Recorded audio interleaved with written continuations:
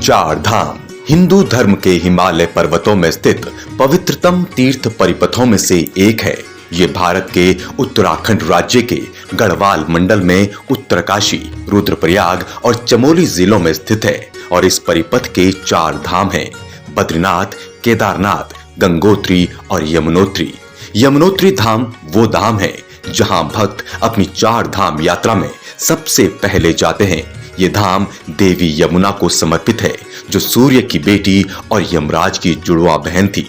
पौराणिक कथाओं के अनुसार एक बार भैया दूज के दिन यमराज ने देवी यमुना को वचन दिया कि जो कोई भी नदी में डुबकी लगाएगा उसे यमलोक नहीं ले जाया जाएगा और इस प्रकार उसे मोक्ष प्राप्त होगा। और शायद यही कारण है कि यमुनोत्री धाम चारों धामों में सबसे पहले आता है। मान्यता है कि यमुना के पवित्र जल में स्नान करने से सभी पापों का नाश होता है और असामयिक दर्दनाक मौत से रक्षा होती है।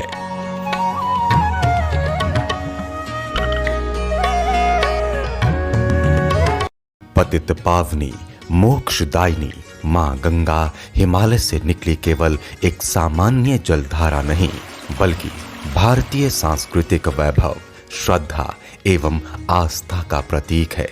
सदियों से भारतीय समाज के हर वर्ग और समुदाय ने इसे अपनी भावनात्मक आस्थाओं का प्रतीक मानकर वंदना की है।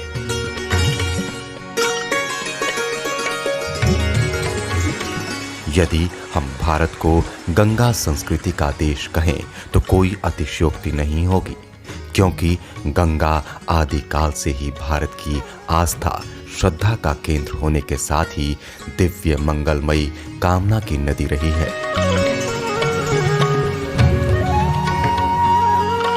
वह मातृ स्वरूपा है, तभी मां कहलाती है, जिसने मातृ भाव से अपने तटवर्ती भूभागों का पालन पोषण किया, उन्हें तीर्थ बना दिया। इसलिए भारत को एक सूत्र में बांधने का श्रेय भी गंगा को ही दिया जाता है। विभिन्न पौराणिक मान्यताओं के अनुसार गंगोत्री में मां गंगा का अवतरण हुआ था। इसी स्थान पर ब्रह्मलोक से प्रवाहित हुई मां गंगा को महादेव जी ने अपनी जटाओं में धारण किया। कहा जाता है कि आद्य गुरु शंकराचार्य ने यहाँ देवी गंगा की मूर्ति स्थापित की थी। अक्षय तृतीया के दिन मुखवा, जिसे मां गंगा का मायका कहते हैं, वहां से पूरी भव्यता के साथ मां गंगा की डोली विभिन्न पड़ावों से होकर गंगोत्री पहुंचती है।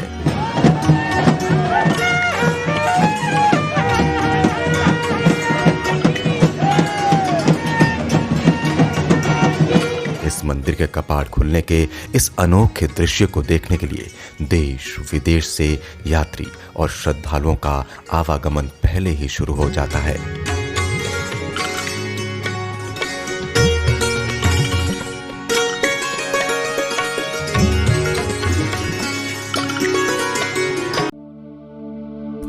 पौराणिक कथाओं के अनुसार हिमालय के केदार श्रृंग पर भगवान विष्णु के अवतार महातपस्वी नर और नारायण ऋषि तपस्या करते थे।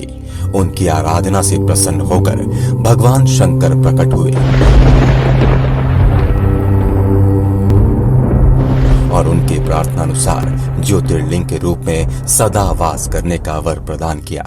ये स्थल केदारनाथ पर्वतराज हिमालय के केदार नामक श्रृंग पर अवस्थित है। कहा जाता है, जब पांडवों को स्वर्ग प्रयाण के समय शिवजी ने भैंसे के स्वरूप में दर्शन दिए थे, जो बाद में धरती में समा गए, लेकिन पूर्णता समाने से पूर्व भीम ने उनकी पूंछ पकड़ ली थी। जिस स्थान पर भीम ने इस कार्य को किया था, उसे वर्तमान में केदारनाथ धाम के नाम से जाना जाता है। एवं जिस स्थान पर उनका मुख धरती से बाहर आया, उसे पशुपतिनाथ कहा जाता है। केदारनाथ मंदिर न केवल आध्यात्म के दृष्टिकोण से वरन स्थापत्य कला में भी अन्य मंदिरों से भिन्न है। ये मंदिर कत्यूरी शैली में बना है। बाबा केदार अपने भक्तों को कभी निराश नहीं लौटाते हैं। जो जैसी मनोकामना लेकर आता है, वो अवश्य पूर्ण होती है। इसलिए आज भी लाखों की तादाद में लोग बाबा केदारनाथ धाम पहुंचकर भगवान शिव के चरणों में अपनी विनती अर्पित करते हैं।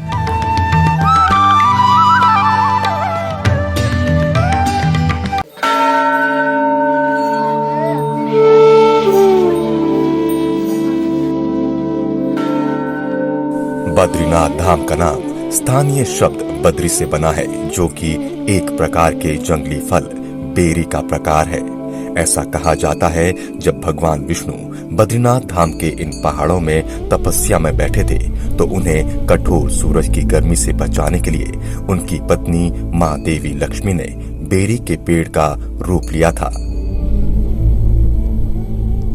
यह न केवल भगवान विष्णु का निवास स्थान है, बल्कि ज्ञान की खोज में आए अनगिनत तीर्थ यात्रियों, साधु संतों का घर भी है। स्कंद पुराण के अनुसार आदि गुरु शंकराचार्य को नारद कुंड से भगवान विष्णु की मूर्ति प्राप्त हुई थी और फिर 8वीं शताब्दी में उस मूर्ति को उन्होंने मंदिर में स्थापित किया। स्कंद पुराण में बद्रीनाथ धाम के बारे में उल्लेख किया गया है कि स्वर्ग में पृथ्वी पर कई पवित्र मंदिर हैं, लेकिन बद्रीनाथ की तरह कोई मंदिर नहीं। ऐसा कहा जाता है कि कपिल मुनि, गौतम कश्यप जैसे महान ऋषि मुनियों ने बद्रीनाथ धाम में तपस्या की है। भक्त नारद ने यहाँ मोक्ष प्राप्त किया। मध्य युग के धार्मिक विद्वान आदि गुरु शंकराचार्य, रामानुजाचार्य, श्री माधवाचार्य, श्री नित्यानंद बद्रीनाथ धाम में शांत चिंतन और ज्ञान की प्राप्ति के लिए यहाँ आया करते थे, जिसे आज भी बहुत से लोग जारी रखे हुए हैं।